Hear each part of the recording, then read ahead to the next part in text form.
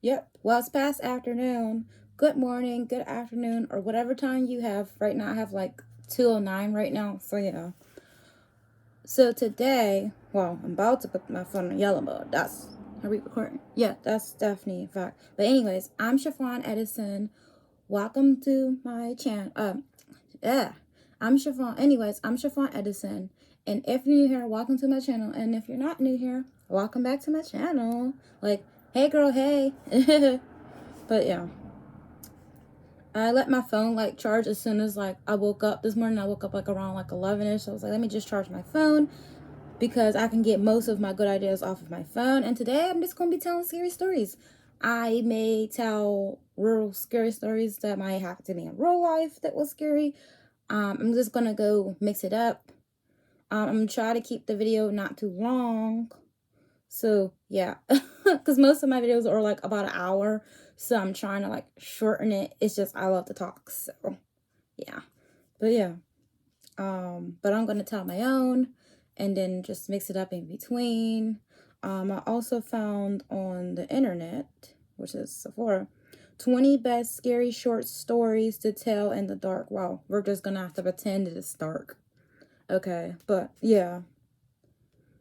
I was gonna wait to have friends over to come so they can come and do it, and then we can all tell our story. But most of my friends are busy at work and stuff like that. So yeah.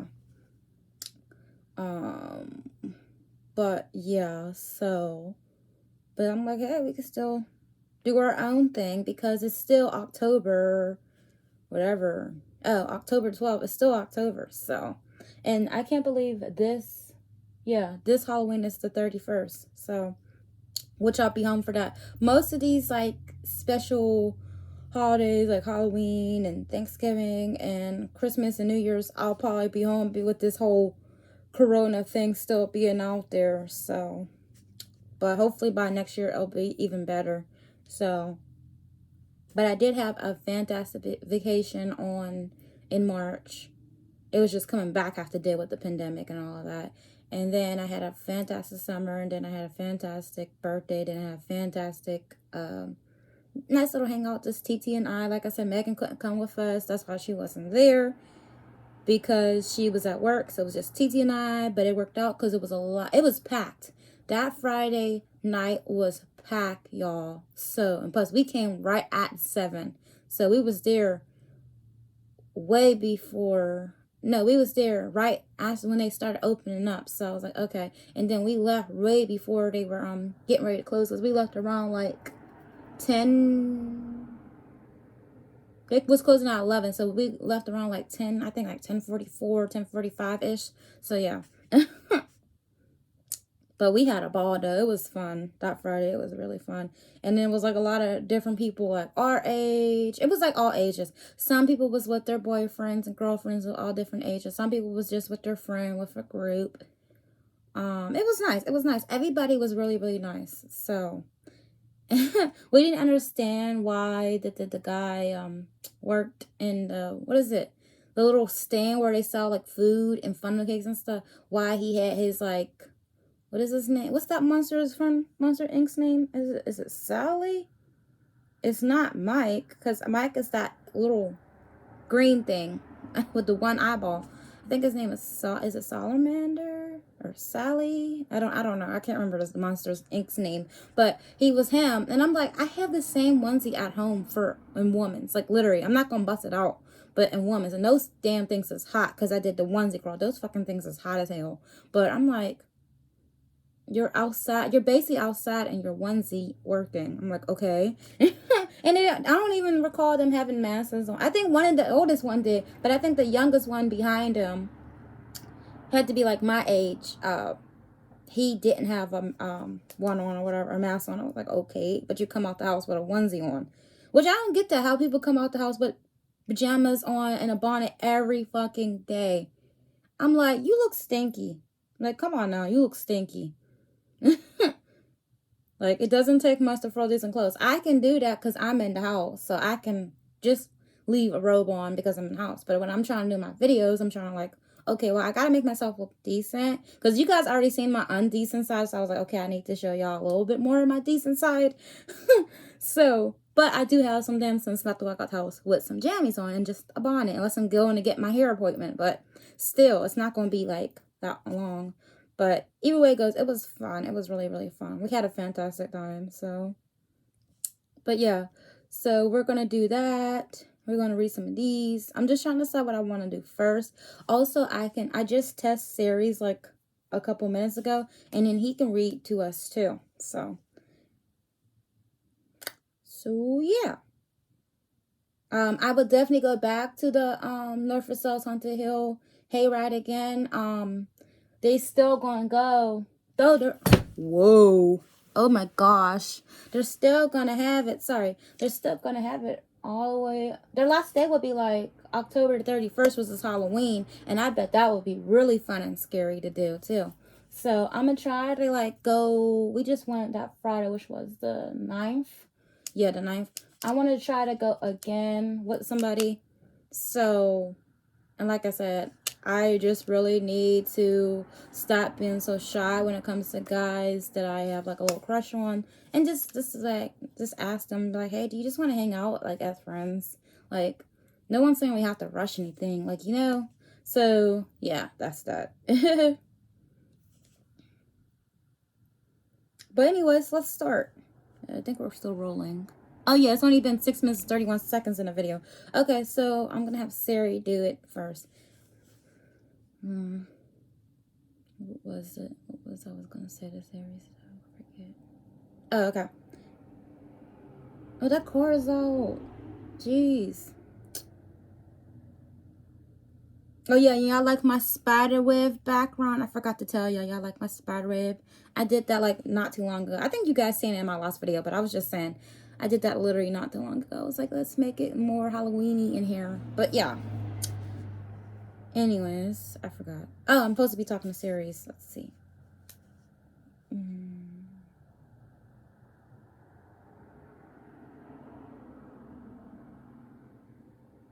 Oh, hey Siri. Tell me a scary story. This tale is called The Mask of the Red Face. The old clock struck 10 on All Hallows Eve, and a ghoulish gathering was underway. Echoing through the old house, the assembled guests danced and frolicked, their masks and costumes terrifying in the flickering candlelight. Then, a lone figure stalked across the threshold, clad in a black robe, his face masked as a leering red skull. The mysterious guest would have been horrifying to behold, were it not for the macabre occasion being celebrated by the revelers. "Who are you?" cried out the lady of the manor. "What have you brought here?" It was then that the tall specter's mask truly fell, and all those in attendance had a frightful realization. For behind the mask lay a face both scarlet red in color, and hideous in aspect, twisted in an expression of horror. And all soon realized the terrible hopelessness of their situation. It was Jeff. He'd forgotten to bring the guacamole to the Halloween party. Of course.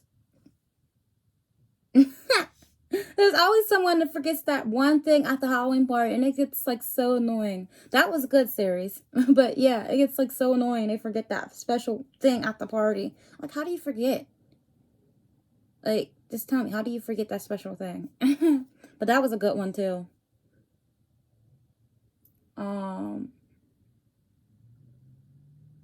Hey Siri, tell me a real scary story. He said he was sorry. I guess he didn't hear me. Hey Siri, tell me a real scary story. That he don't understand. Hey Siri, tell me another scary story. Stirring scary movies and books into my cauldron of code. This story is called It Lives Again. A part here, a part there. Bits and pieces belonging to things long gone to rot in a ditch. But now, these parts would be given new life. Long into the night, the messy work dragged on. Hands, slick and filthy. Electrical wires sparking like cruel lightning. Those long dead, forgotten parts, creaking to life once more. Soon, it stirred. Soon, it roared. Victor had done it. Oh, how they had laughed at him. They said he was a fool. that he was wasting his time. Now, he would be the one who would laugh. Dawn came, and the thing burst forth, screeching and roaring as its rusty, jagged blades cut down everything in its path. The terrible sound woke his family, and as they peered out the windows, they knew it had finally come to pass. Victor had fixed his lawnmower. Okay. So, yeah. So now I'm gonna do something of my own now, so. And it's funny because when I went to test series, do it earlier, he did different ones. Like, one of them earlier when I first asked him when I wasn't, like, recording. And then he read me something, and it was, like, kind of cool. And then he said, okay, ask me to do real scary stories. And then he was like, I forget what he said. What did he even say? He said it was a dark and gloomy night. And then he's like, no, that's not it. I was like, oh, did he just joke with me there? So, what the heck? Hold on, guys. I don't know what this is doing outside. Give me 1 second. Oh, yeah, y'all like my outfit? Y'all didn't get to see this outfit, and I don't like my videos yet. Y'all like my outfit? It's Bloody Mary. Hobby and game. Okay, and my choker and knife earrings. I don't know what they doing out there, though. They loud. What is my neighbors doing? So loud. I don't know. The car's parked sideways. I have no idea what they are doing. But yeah. Okay, now let's pull up something off of the internet. Yeah, I don't have no idea what they're doing. The car is literally parked sideways. Who knows? Okay, I'm going to pick one. So this is 20 best scary short stories to tell in the dark, but we're just going to pretend it is dark, basically. Plus, y'all know that, like, nighttime, I just go to sleep so quickly because most of the time I do be up, and most of the time I be so tired, so I just, like, go to sleep. So, yeah. Y'all like my choker and my earrings. Y'all didn't get to see me wear these, so that's what I'm showing y'all. That's why I said I gotta look decent for my video, you know? And then I had to, like, fluff out my hair a little bit so it can look like the little kind of messy look, poofed up. At least until I straighten my hair. I'm trying to give my hair a break from straightening it because it's heat. You know what I mean? From the flat iron. I don't have a relaxer either. So, yeah. But before Halloween, I'll get my hair straightened, and then y'all get to see me put the clips in, and then I'll do a Halloween makeup tutorial and all that too. So I might even do a scary one too. I may do like one cute one, and then I think I might do one scary one too. But those are like different videos. But yeah.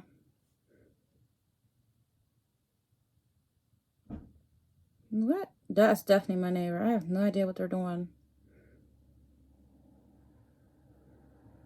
Alright. Oh my gosh. I have to see if this is gonna work for me. I do love reading, but it's like sometimes you want to have the whole book. Or you want other people to read it for you. Sometimes you just get like lazy. This is not sure. This is long as ever. I'm looking at like this page on here. For this is as long as ever. Oh, we can click on listen. Alright guys, we're going to listen to it. Ready, set, go. We're going to listen to it. There's nothing to see. I told y'all I'm lazy. I love reading. I just be lazy. Alright, we're going to listen. Welcome. Let me see how long Nightmare it is. Magazine Story Podcast. I'm your host, Jack Kincaid. Coming at you from the State University of New York at Fredonia. We're going to listen. That's SUNY Fredonia, where I'm currently a student with an audio, radio, and video double major. The good days are here again, folks. Hope y'all can hear is it. also Trying to make a lot Devil's as I Night. can for y'all. I have an Technically iPhone, so. Halloween. What better of a day to record an intro for Nightmare Magazine, which is edited by John Joseph Adams, and the Story Podcast is produced by Skyboat Media, in association with Jim Freund. Our first offering for the November issue is La Cremosa by Silvia Moreno Garcia. The story is read for you by Stefan Rudnicki. La Cremosa is copyright 2015 by Silvia Moreno Garcia. Silvia Moreno Garcia is the author of Signal to Noise, A Tale of Music, Magic in Mexico City, which The Guardian has called a magical first novel. Her debut collection, This Strange Way of Dying, was a finalist for the Sunburst Award for Excellence in Canadian Literature of the Fantastic. Her stories have also been collected in Love and Other Poisons. She has edited several anthologies, including Dead North and Fractured, Tales of the Canadian Post-Apocalypse. She blogs at silviamoreno-garcia.com and tweets at SylviaMG. And so ends this week's intro. So without further ado, let's have a nightmare. La Cremosa by Silvia Moreno Garcia. The woman is a mound of dirt and rags pushing a squeaky shopping cart, a lump that moves steadily, slowly forward, as if dragged by an invisible tide. Her long, greasy hair hides her face, but Ramon feels her staring at him. He looks ahead. The best thing to do with the homeless mob littering Vancouver is to ignore it. Give them a buck and the beggars cling to you like barnacles. "Have you seen my children?" the woman asks. Her voice, sandpaper against his ears, makes him shiver. His heart jolts as though someone has pricked it with a needle. He keeps on walking, but much faster now. It isn't until he is shoving the milk inside the fridge that he realizes why the woman's words have upset him. She reminds him of the Llorona. He hasn't thought about her in years, not since he was a child living in Potrero. Everyone in town had a story about the Llorona. The most common tale was that she drowned her children in the river and afterwards roamed the town searching for them at night. Her pitiful cries are a warning and an omen. Camilo, Ramon's great-uncle, swore on his mother's grave that he met this ghost while riding home one night. It was the rainy season, when the rivers overflow, and Camilo was forced to take a secondary, unfamiliar road. He spotted a woman in white bending over some nopales at the side of a lonely path. Her face was covered with the spines of the prickly pears she had savagely bitten. She turned around and smiled. Blood dripped from her open mouth and stained her white shift. This was the kind of story the locals whispered around Potrero. It was utter nonsense, especially coming from the lips of a chronic alcoholic like Camilo. But it was explosive stuff for an 8-year-old boy who stayed up late to watch black and white horror flicks on the battered TV set. However, to think about the Llorona there in the middle of the city between the SkyTrain tracks and a pawn shop is ridiculous. Ramon never packed ghost stories in his suitcase, and Potrero and the Llorona are very far away. He sees the homeless woman sitting beneath a narrow ledge, shielding herself from the rain. She weeps and hugs a plastic bag as though it were a newborn. "Have you seen my children?" she asks when he rushes by, clutching his umbrella. Nearby, a man sleeps in front of an abandoned store, an ugly old dog curled next to him. The downtown homeless peek at Ramon from the shadows as he steps over old cigarette butts. They say this is an up-and-coming neighborhood, but each day he spots a new beggar wielding an empty paper cup at his face. It is disgraceful. This is the very reason why he left Mexico. He escaped the stinking misery of his childhood and the tiny bedroom with the black and white TV set he had to share with his cousins. Behind his house there were prickly pears and emptiness. No roads and no buildings. Just a barren nothing swallowed by the purple horizon. It was easy to believe that the Llorona roamed there. But not in Vancouver, which is new and shiny, foaming with lattes and tiny condos. The dogs are howling. They scare him. Wild stray animals that roam the back of the house at nights.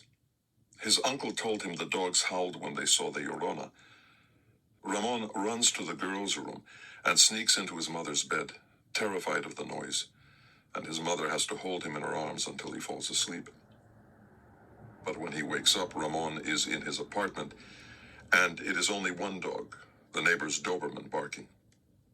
He rolls to the center of the bed, staring at the ceiling.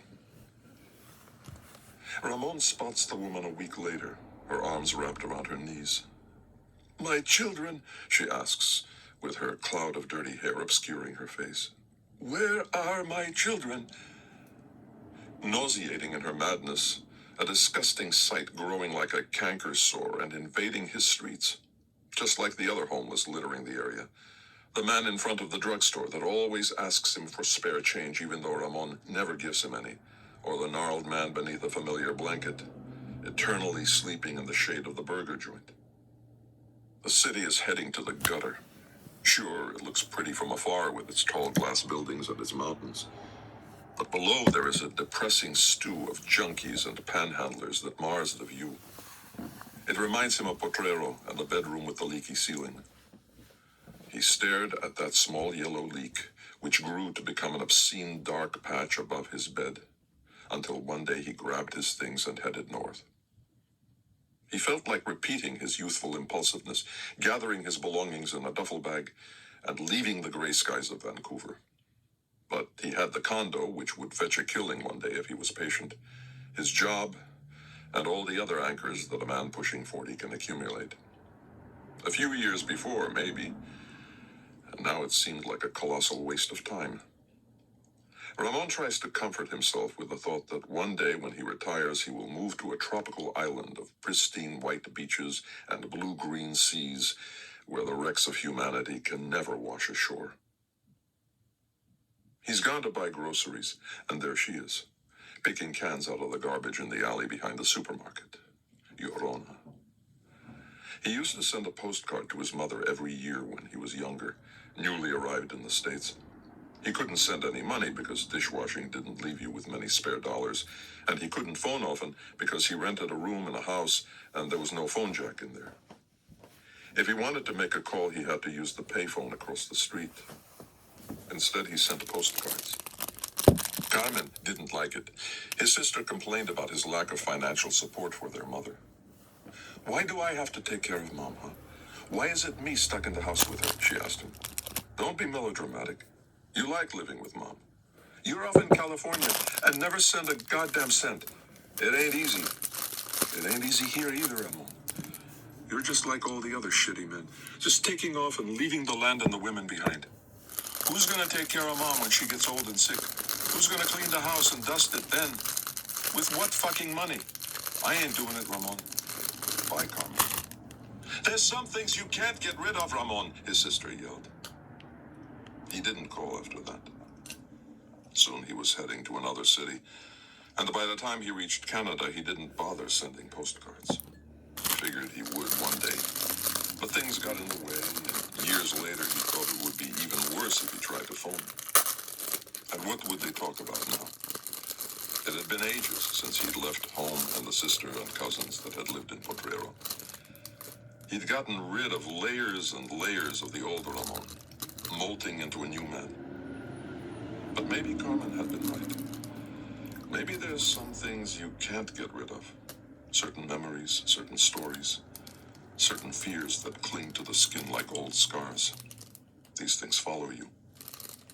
Maybe ghosts can follow you too. It's a bad afternoon. Assholes at work and in the streets. And then a heavy, disgusting rain pours down. Almost a sludge that swallows the sidewalks. He's lost his umbrella and walks with his hands jammed inside his jacket's pockets, head down. 4 more blocks and he'll be home. That's when Ramon hears the squeal, a high-pitched noise. It's a shriek, a moan, a sound he's never heard before. What the hell is that? He turns and looks, and it is the old woman, the one he's nicknamed Llorona, pushing her shopping cart. Squeak, squeak, goes the cart, matching each of his steps. Squeak, squeak, a metallic chirping echoed by a low mumble. Children, children, children. Squeak, squeak, squeak. A metallic chant with an old rhythm. He walks faster. The cart matches his pace. Wheels roll. He doubles his efforts, hurrying to cross the street before the light changes. The cart groans closer than before, nipping at his heels. He thinks she is about to hit him with the damn thing, and then all of a sudden the sound stops. He looks over his shoulder. The old woman is gone. She has veered into an alley, vanishing behind a large dumpster. Ramon runs home. The dogs are howling again, a howl that is a wail. The wind roars like a demon. The rain scratches the windows, begging to be let in, and he lies under the covers, terrified. He feels his mother's arm around his body, her hands smoothing his hair like she did when he was scared. Just a little boy terrified of the phantoms that wander through the plains. His mother's hand pats his own. Mother's hand is bony, gnarled long fingers with filthy nails, nails caked with dirt. The smells of mud, putrid garbage, and mold hit him hard. He looks at his mother, and her hair is a tangle of gray. Her yellow smile paints the dark. He leaps from the bed. When he hits the floor, he realizes the room is filled with at least 3 inches of water. "Have you seen my children?" the thing in the bed asks. The dogs howl, and he wakes up, his face buried in the pillow. He takes a cab to work. He feels safer that way. The streets are her domain. She owns the alleys. When he goes to lunch, he looks at the puddles and thinks about babies drowned in the water, corpses floating down the Silver River. "Don't ever let the Llorona look at you," his uncle said. "Once she's seen you, she'll follow you home and haunt you to death, little boy. Oh, my children," she'll scream and drag you into the river. But he'd left her behind in Potrero. He thought he'd left her behind. Ramon tries to recall if there is a charm or remedy against the evil spirit. His uncle never mentioned one. The only cure he knew was his mother's embrace. "There, there, little one," she said, and he nested safe against her while the river overflowed and lightning traced snakes in the sky. In the morning, there is a patch of sunlight. Ramon dares to walk a few blocks. But even without the rain, the city feels washed out. Its color has been drained. It resembles the monochromatic images they broadcasted on the cheap television set of his youth. Even though he does not bump into her, the Llorona's presence lays thick over the streets, pieces of darkness clinging to the walls and the dumpsters in the alleys. It even seems to spread over the people. The glassy eyes of a binner reflect a river instead of the bricks of a building. He hurries back home and locks the door. But when it rains again, water leaks into the living room. Just a few little drops drifting into his apartment. He wipes the floor clean. More water seeps in like a festering boil, cut open and oozing disease. The Llorona stands guard in the alley. She is a lump in the night looking up at his apartment window. He feels her through the concrete walls and the glass, looking for him. He fishes for the old notebook with the smudged and forgotten number. The rain splashes against his building, and the wind cries like a woman. The dial tone is loud against his ear. More than 10 years have passed. He has no idea what he'll say. He doesn't even understand what he wants to ask. He can't politely request to ship the ghost back to Mexico. He dials. The number has been disconnected. He thinks about Carmen and his mother and the dusty nothingness behind their house. There might not even be a house. Perhaps the night and the river swallowed them. The Llorona comes with the rain. Or maybe it is the other way around. The rain comes with her. Something else also comes. Darkness. His apartment grows dimmer. He remains in the pools of light, away from the blackness. Outside, in the alley, the Llorona scratches the dumpster with her nails. The dogs howl. Ramon shivers in his bed and thinks about his mother and how she used to drive the ghosts away. She is sitting next to a heap of garbage in the middle of the alley, water pouring down her shoulders. She clutches rags and dirt and pieces of plastic against her chest, her head bowed, and her face hidden behind the screen of her hair. My children! My children! She looks up at him I slowly. sound like that. The rain coats her face, tracing dirty rivulets along her Let me cheeks. stop. He expects an image out of a nightmare. Blood dripping, yellow cat eyes, or a worn skull. But this is an old woman. Her skin has been torn by time, and her eyes are cloudy. This is an old woman. She could be his mother. She might be, for all he knows. He lost her photograph a long time ago, and can't recall what she looks like anymore. His mother, who ran her fingers through his hair and hugged him until the ghosts vanished. Now he's too old for ghosts, but the ghosts still come at nights. The woman looks at him, parched, forgotten, and afraid. I've lost my children, she whispers with her voice of dead leaves. The alley is a river. He goes to her, sinks into the muck, sinks into the silvery water. He embraces her, and she strokes his hair. The sky above is black and white, like the pictures in the old TV set, and the wind that howls in his ears is the demon wind of his childhood.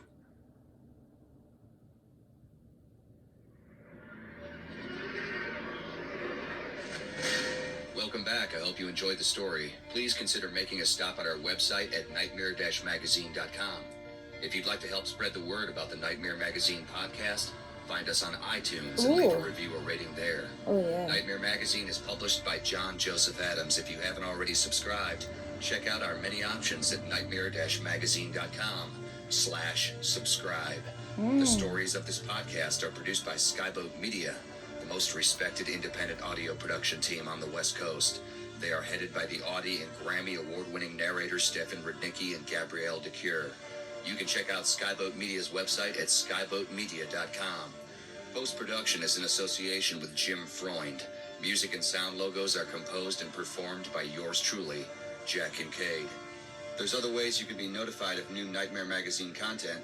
You can subscribe to our free monthly newsletter or RSS feed, follow us on Twitter, or like our fan page on Facebook. If you visit nightmare-magazine.com and click on this month's editorial, you'll find links to all of our social media pages. This podcast is copyright 2015 by Nightmare Magazine. Thanks for joining us. Sleep tight.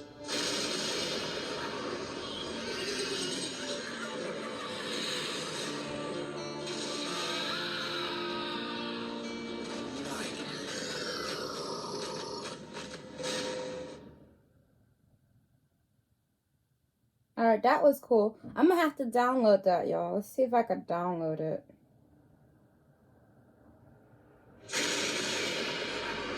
It was gonna repeat the same story, though. We don't want to repeat the same story. Alright, I'm gonna have to download it on their thing. Okay, so it's called Nightmare. Okay, Nightmare Park. Okay, yeah, it has, I'm gonna have to download it a little bit later. But I remember it, though. It's called, nightmaremagazine.com, so I can remember that. Ah, that's what I was like, what the heck? Okay, so we listened to that one. Hopefully some of these you can continue, like, listening so I don't have to read, because I'm just, like, in the mood to not read. So, yeah, and I'm trying to keep these videos, like, not as long for y'all as well. So, yeah. Even though y'all love it and y'all make me feel, like, famous, and thank you so much. But I'm just a city girl, just trying to, do something fun. So, but I love all you guys, though. You guys are, like, the best.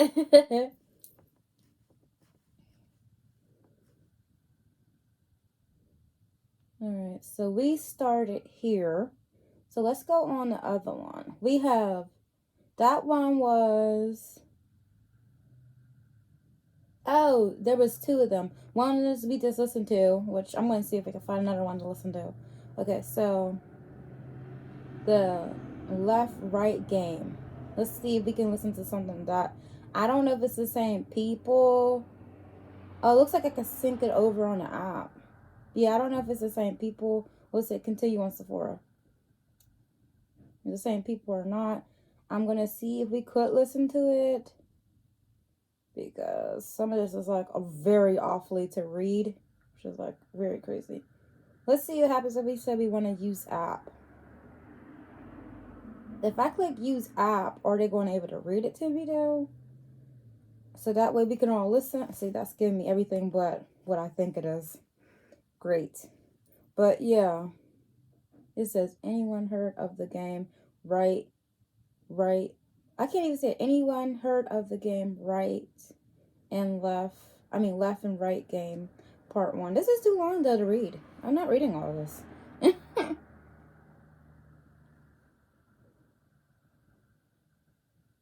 But no, I'm gonna have to really sync over the podcast definitely on my phone. I don't think I'm gonna do that today.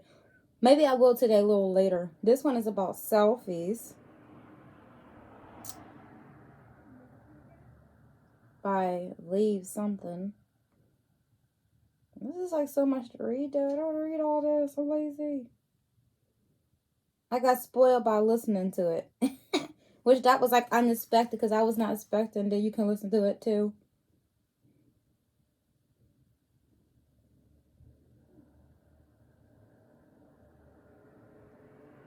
I don't know. Maybe I should just go ahead and just download the podcast. Let me see if I can search it in my Apple thing.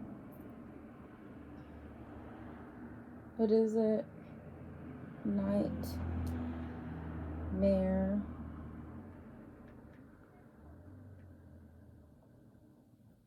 Magazine podcast.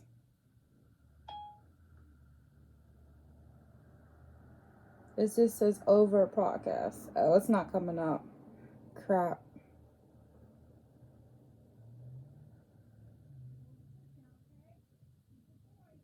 My neighbor is Daphne home now. You can really hear her and her talking to her dog now.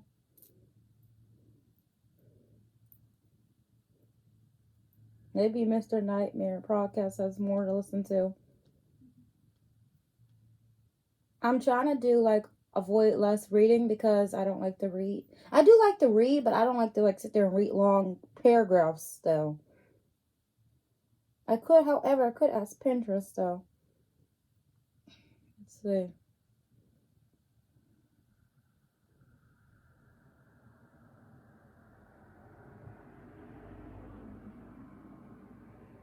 One second. Oh, I found a nail design that I can save.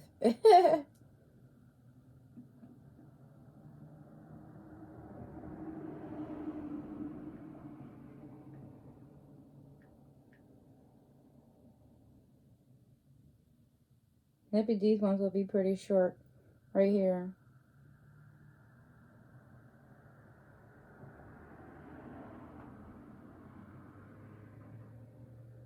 Looks like it's pretty short. It doesn't look like it's that long from this angle.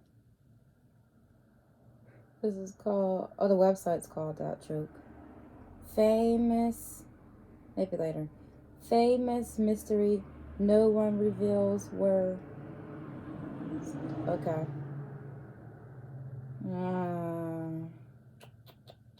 Alright, we're going to try it.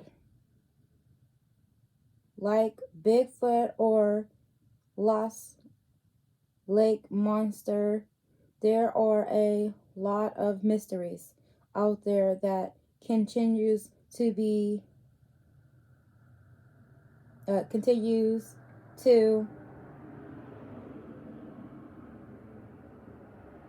what is that? Bigfoot? Not Bigfoot, but Bigfoot? I don't know what that is. I guess something like fake. The messes. Except that the difference that is the cause of our mind through monsters at least found below are preparing by people looking to make bucks or to get rich, quick seems. Know what you'll find here in the Mayas. The Mayas. Brought to you by the image of something of Auntie Mammy that are prepared by those people who simply reveals to do Google search. Alright, so that was just basic telling us. That wasn't the story though. Not the story.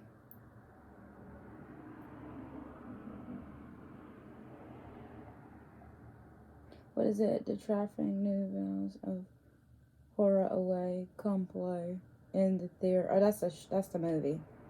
That's not nothing to read.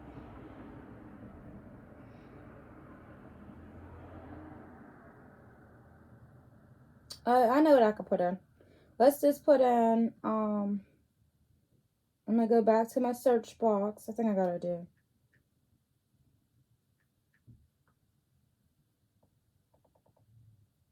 Scary stories.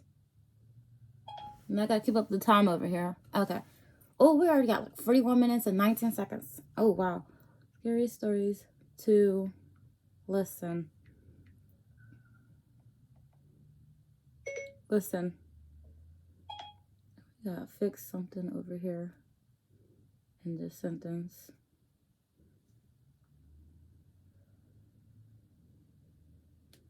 Alright. I'm going to find some other stuff that we can listen to so that way this video won't be dragged. I know, although y'all don't really care, but I'm trying to not make my videos too long so y'all don't like, I don't know, I want to keep y'all entertained. So yeah. So we going to listen. You know who's really good? Chills is good. I can't think of the other YouTuber. Mr. Nightmare is good. All those ones are like good. I can name so many for y'all. I don't think y'all want to hear me the whole listing. But yeah. But I'll let you guys know when I figure out how to download the podcast for that Nightmare Magazine. I'll let you guys know a little bit later down the line. But yeah.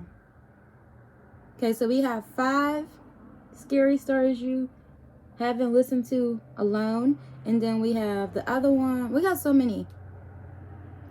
But the good thing is it's daytime, so no matter. I just have to see. Oh, some of these are like 2 hours and 60 minutes. And wow, some of these are long. I don't even see short ones on here.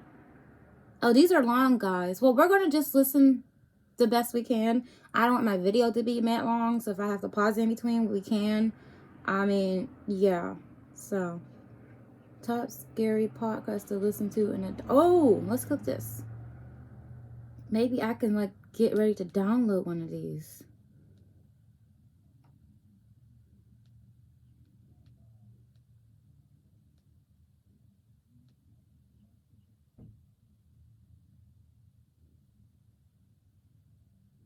I know sometimes if you open stuff up on Sephora, you can get one of the links and then you can see if you could like download it for free. This one has like old school texture, true crimes to sci-fi and all that. There's like different ones on here.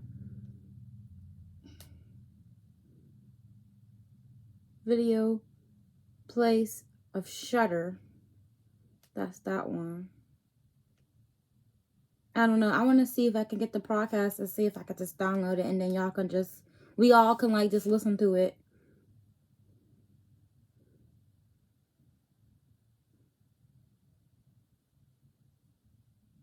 Like we did for the Nightmare one. That one was awesome. I was not expecting that to be that really pretty cool.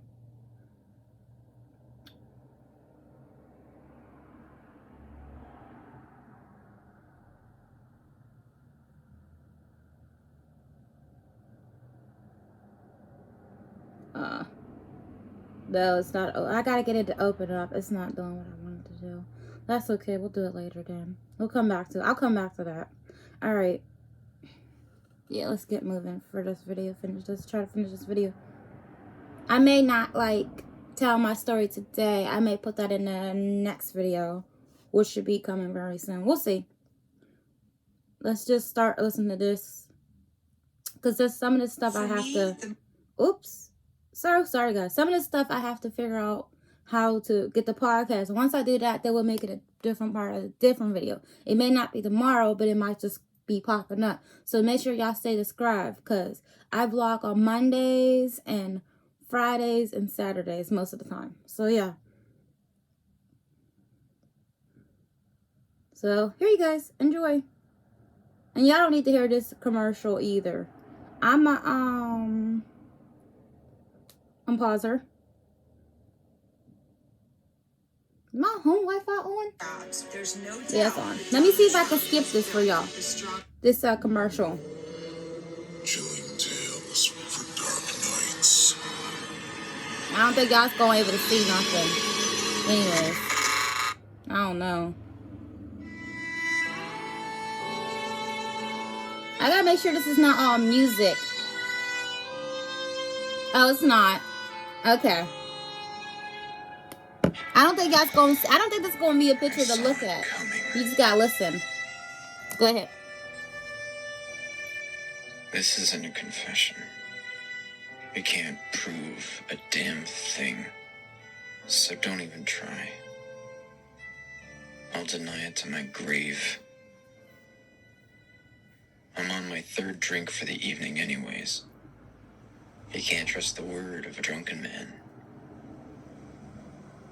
And that's when I start to feel anything these days. The third drink. Sometimes it takes 4, but usually 3 will do. All I had was juice. It's the same cycle. Let me stop. Every night. For weeks now. I drink. Then I start to feel. It's supposed to be And the fear scary. comes over me. Mm-hmm. And then I drink some more. Until I pass out. Wake up. Slog through the day. Keep my head down. Keep my chin up. Don't draw anyone's attention. Go home. Repeat. One night a few weeks back, there was a man at my door. And I answered it, wondering That what sounds the so devil real. I was doing there at that time of night. I live in the end of my street, and there's no one around for quite a ways. Even the evangelicals that comb the neighborhood rarely make it all the way to my house. Help me, he gasped, his blood-flecked lips quivering in the rain. His forearm was badly broken, bits of bone sticking through the skin. He was pale and drenched, the rain and blood dripping steadily from his haggard frame, pooling on my porch beneath him. There's been an accident. I need help. He winced. Can you help me? I nodded, dumbly, shocked at his state, then ran inside looking for my cell phone. But by the time I got back to the door with it, he was gone. The only sign of him, a trail of splattered red, leading down from my front steps and out into the front yard. I stood there, shocked for a moment, and then I put the phone away, slammed the door, and locked it. I don't know why. I was just scared, frightened by the whole affair. And some part of me, some damned selfish part of me, kept saying, it's okay. It's someone else's problem. He's gone. Forget about it. So I poured myself a drink to ease my nerves. And then another. A few drinks later, I'd forgotten all about him. A few drinks after that, I drunk myself to Make sleep. sure y'all grab y'all snacks. I woke up with my head throbbing. I'm not a heavy drinker. Well, used to not be one anyways. I stepped outside and noticed that there was no blood on my porch. I breathed a sigh of relief. Maybe the rain washed it all away, I thought. Or maybe it hadn't happened at all. I went to work, nursing my hangover. But I made it through the day. Came home, tried to relax. I'd slept poorly the night before, and my day took what energy I had left, so I decided early in the evening to call it a night. I was just about to go to bed when there was another knock at the door. I froze, looking over to it. My heart raced. I tried to laugh off my rising fear. It was just someone at the door, nothing to be afraid of. But as my hand reached for the knob, I heard his voice. The same quaking shudder of a voice from the night before. Help. That's weird. Need help. Oh my. So weird. I stood stone still as he pounded on the door. Why did that pound at my house though? It hurts. Let me He stop. shouted. Please. Why won't you help me? I put my back to the door, bracing it, squeezing my eyes shut. This isn't real, I thought. It can't be. And after a few seconds, the knocking stopped, and it was quiet. I flung open the door, but there was no one there. No trace of blood or sign of his presence. Unsettled, I shut the door, locked it, and reached for a bottle. And so it went for 4 more days, each night the same. The knocking. That would have been annoying. Man, I'm sorry, that the would have door been with the annoying. cries for help. I would have to. And each Call night I 911. secured the door and waited until it That's stopped, weird. and then drank myself into oblivion. By the 7th night, I'd had enough. I made a stiff drink as soon as I got home, and then another after that one. I had thought of nothing but the events of the previous week that day. So naturally, I was anticipating the knocking when it came again that night, confirming my paranoid fears. I was waiting for it. I threw open the door on the first knock, and there he was, battered arm hanging limp at his side, pale face twisted into a grimace. But before he could say anything, I leveled my shotgun at his face and pulled the trigger. His head popped like a blister, Ew. and I fired a second time, blowing his arm clean off and leaving a hole in his torso. Covered in his wet viscera, I shut the door. I want to say I was in a trance, that I was on autopilot and out of my head. But that's not true. I knew exactly what I was doing. I was trying to make a point to myself. See, I'm a level-headed man. I don't believe in ghosts or the supernatural or anything like that.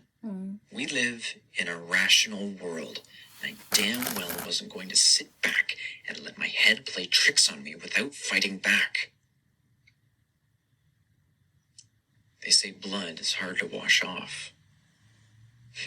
It's not true. His blood washed right off of me. 1 shower later, and I was good as new. So when I finished cleaning up and calming down, and went back to the front door, I likewise expected there to be nothing there, as there had been no trace of him left from the previous nights. I couldn't believe it when I opened the door, and his remains slumped inside like a sack full of meat. I reached down and poked the corpse. It was solid. The porch was covered in blood and gore. Once more I panicked, and this time I did go into sort of a trance. The hours passed in a blur as I dragged the body around the back of the house, dug out a shallow grave, cleaned off the porch as best I could, and took another shower. And then I made another drink. Tomorrow the knocking would come again. He has I an was sure. alcohol problem. I hadn't just killed a Jeez. man and buried him in my backyard. When I got home the next evening, I sat and waited anxiously. Any moment the knock would come. The man would come again, be at my door, waiting for me, asking for help. Maybe tonight I'd laugh, invite him in, ask him if he wanted a Don't drink. do that. I thought, sipping my own drink nervously. The minutes stretched out, and it felt like I'd waited an eternity. When it finally came, the knocking, Here we go again. breathed a sigh of relief as I rushed to the door. But it wasn't the man from the previous nights. It was the police. Ooh. What the hell? A car had gone off the road the night before. They wanted to know if I'd seen anyone. Maybe it was my drunken state that allowed me to lie so convincingly, but after telling them I knew nothing of it, they bid me a good evening and left. My pulse pounded in my head. This couldn't be happening, I thought. It wasn't real. The thoughts piled on one by one, and all I could do to quell them was keep drinking until I lost consciousness. I called in sick the next day. I checked my backyard, and sure enough, the grave I had dug was still there, still fresh. I dug him up, burned the body until it was ash. I did not. When I was done, I went back inside the house and numbly sat down. And since then, I can't feel anything. Not until I drink. Usually 3, sometimes 4. And it's only then How that I is he not start to feel vomiting? it. The fear. See, I'm not afraid of ghosts. I don't believe in them. I've never believed in them. Probably in part because I was raised by my heavily video. That's superstitious it. mother.